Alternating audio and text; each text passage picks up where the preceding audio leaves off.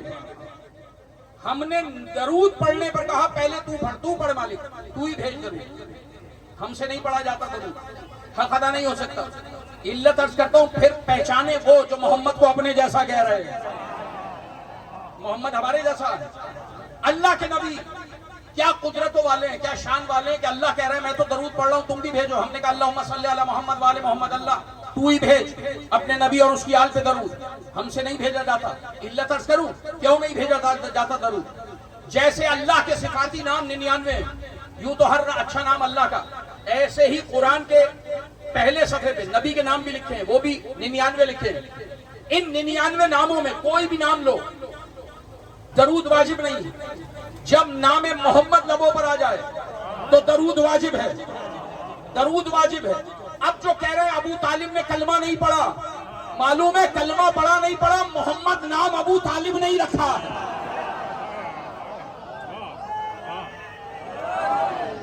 اللہ کہہ رہا ہے کلمہ قبول نہیں کروں گا جب تک ابو طالب کا رکھا ہوا نام نہیں لیا. پریشان کر رہا ہوں. یہ نام ابو طالب نے رکھا ہے. کس کا؟ سرکار کا. دادا اور چچا دونوں کے ذہن میں ایک ساتھ الہام ہوا اس بچے کا نام محمد رکھیے, اس لیے نام محمد رکھا. اس سے پہلے محمد نام کسی کا نہیں ہے. علی سے پہلے کوئی علی نہیں ہے. حسن اور حسین سے پہلے کوئی حسن حسین نہیں ہے. یہ نام غیب میں تھے, اللہ نے اتارے, اللہ نے اتارے. یہ نام بھی وہاں سے آئے ہیں, صرف یہ وہاں سے نہیں آئے, نام بھی وہیں سے آئے ہیں. اور جب نام آئے تو ابو طالب نے جو نام رکھ دیا اللہ نے کلمے میں واجب قرار دے دیا. اب میں کہوں لا الہ الا اللہ طٰہٰ رسول اللہ, اللہ مانے گا نہیں. لا الہ الا اللہ یاسین رسول اللہ, اللہ مانے گا نہیں. حالانکہ نام یاسین بھی محمد کا ہے, طٰہٰ بھی محمد کا ہے, لیکن نام وہ لینا پڑے گا جو ابو طالب نے رکھا. جو کہہ رہے ہیں ابو طالب نے کلمہ نہیں پڑھا, نعت تو پڑھتے ہو نا. دنیا میں نعت بھی ابو طالب کی سنت ہے. دنیا میں پہلا نعت خان, نعت لکھنے والا بھی ابو طالب ہے, پڑھنے والا بھی ابو طالب ہے. چلیے بات کہیں اور نہ نکل جائے. عرض کرتا ہوں درود نہیں پڑھ سکتے. ابو طالب سرکار نے جو نام رکھ دیا وہ اگر زبان پہ آ گیا تو آپ پر واجب ہے کہ درود پڑھیں. گھبرائے ہوئے تو نہیں ہے نا, واجب ہے درود پڑھیں. اب میں نے آپ سے پہلے کہا ایک بار اور میرے کہنے سے درود پڑھیں.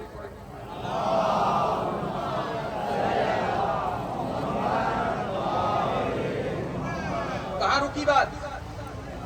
اللہم صلی علی محمد وآل محمد.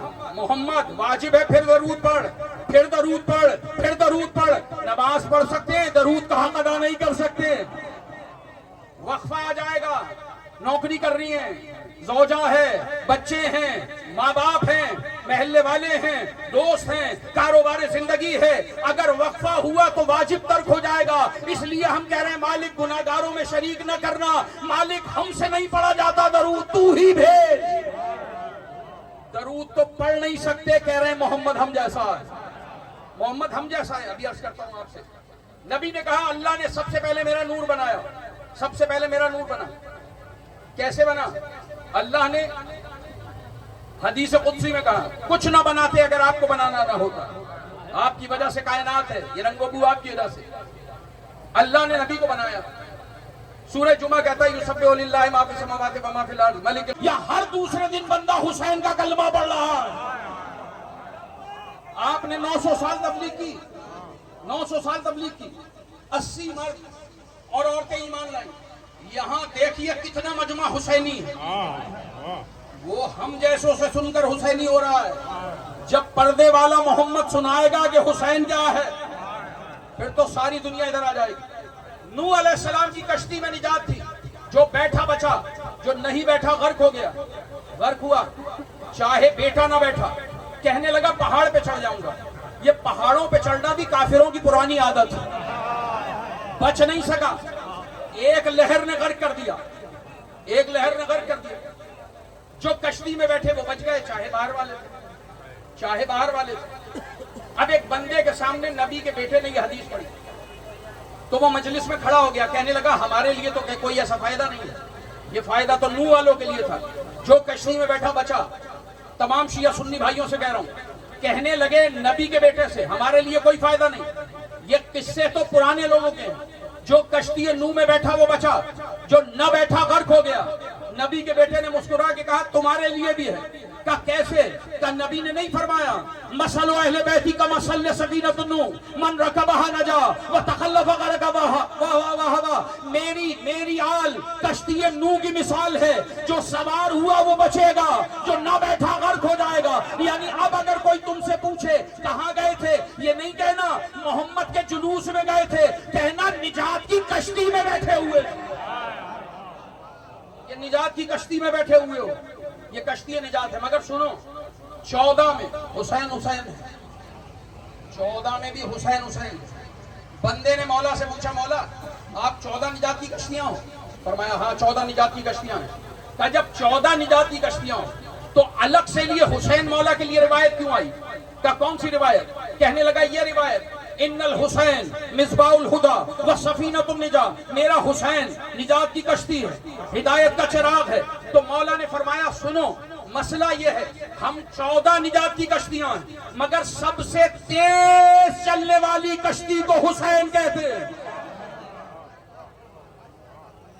سب سے تیز چلنے والی کشتی کو اور لوگ کہہ رہے تھے نہ مارو, ہم نے سواری پہ محمد کو دیکھا ہے. کمال نہیں ہے جس سواری پہ محمد بیٹھے اس کی عزت ہو, اور جو حسین محمد کو سواری بنا دے, جس کی سواری محمد بن جائے اس کی تعظیم نہ ہو. لیکن لوگوں نے پہچانا نہیں. اب اگر میں نے آپ کو زیادہ تنگ نہ کیا ہو تو 3 جملے نبی کی شان میں کہنا ہے, اور تھک گئے تو یہی دعا کراتا ہوں. صرف 3 جملے. کیا ہم نے نبی کو پہچانا؟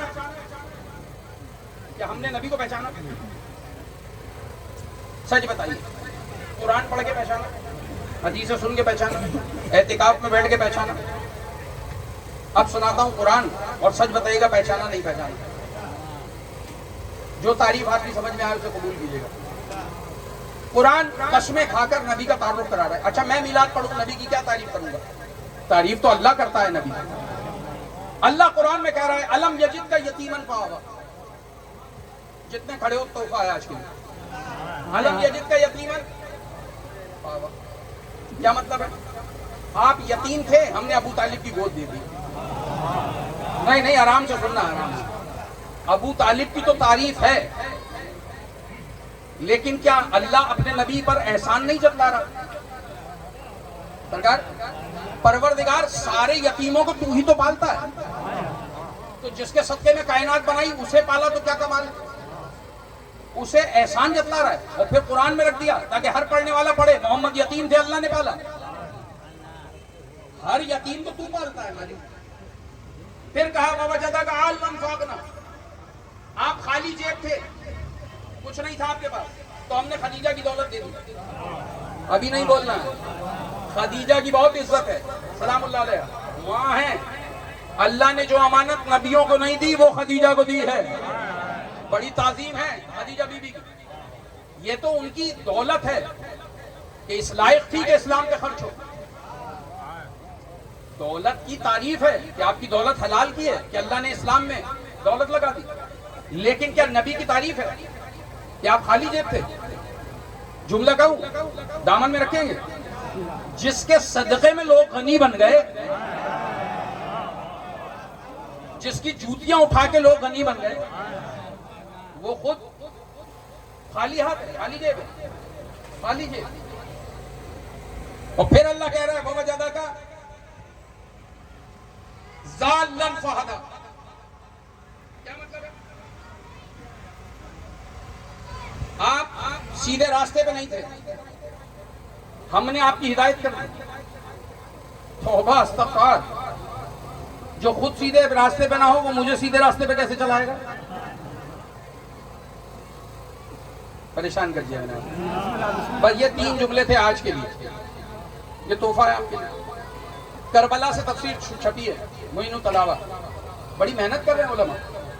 عربی بڑی وسعت رکھتی ہے معلوم ہے آپ کو, عربی چھوٹی موٹی زبان نہیں. ہماری اردو میں ایک لغت, سندھی میں ایک لغت,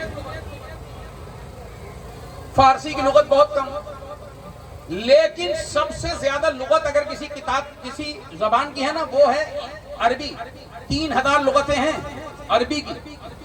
عربی میں 500 نام ہیں اونٹ کے, گھوڑے کے 400 نام, تیر جو کمان سے نکلے 70 نام ہیں, شہد جو ہم کھاتے ہیں اس کے 80 نام ہیں, مصیبت لفظ ہے نا مصیبت, اس کے 4000 نام ہیں.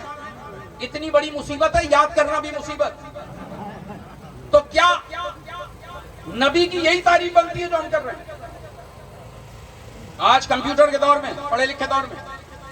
الم یجد کا یتیما فآویٰ, آپ یتیم تھے ہم نے پالا, بس تحفہ دے رہا ہوں آپ کو زحمت تمام, پھر زندگی رہی تو ملاقات ہوگی.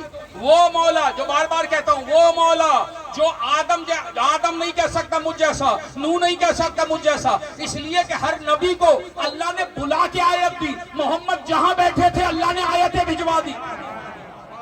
چادر میں ہے تو چادر میں, کمبل میں ہے تو کمبل میں, کھڑا ہے تو کھڑا ہے, بیٹھا ہے تو بیٹھا ہے. نہیں, اشیر میں ہے تو آیت اشیر, غدیر جائے گا تو آیت غدیر.